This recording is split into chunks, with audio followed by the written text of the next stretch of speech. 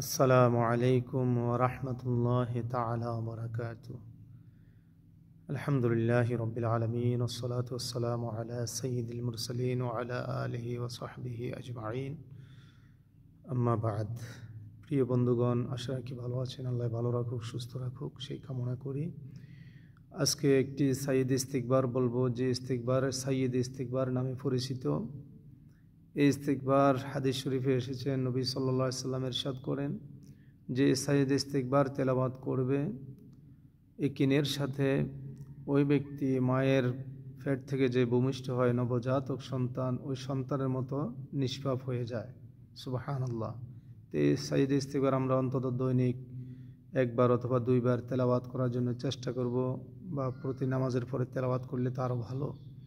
আর আরব দেশে দেখেছি আলহামদুলিল্লাহ, অনেক মসজিদের দরজার মধ্যে, গেটের দরজার মধ্যে সাইয়্যিদ ইস্তিগফার লেখা থাকে।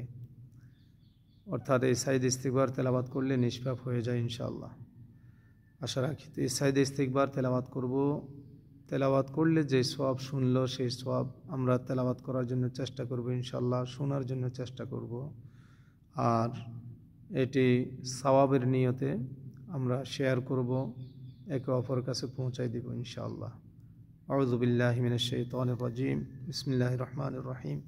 আল্লাহুম্মা আনতা রাব্বি লা ইলাহা ইল্লা আনতা খালাকতানি ওয়া আনা আবদুকা ওয়া আনা আলা আহদিকা ওয়া ওয়া'দিকা মাস্তাতা'তু আউযু বিকা মিন শাররি মা সানা'তু আবু'ু লাকা বিনি'মাতিকা আলাইয়া ওয়া আবু'ু বিযামবি ফাগফিরলি ফাইন্নাহু লা ইয়াগফিরুদ যুনুবা ইল্লা আনতা আস্তাগফিরুল্লাহ ইন্নাল্লাহা গফুরুর রহিম।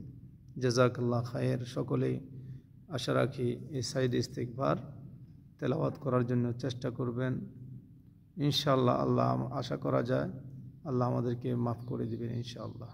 জাযাকাল্লাহ খায়ের, বারাকাল্লাহু ফিক, তাকাব্বালাল্লাহু মিন্না ওয়া মিনকুম সালিহাল আ'মাল।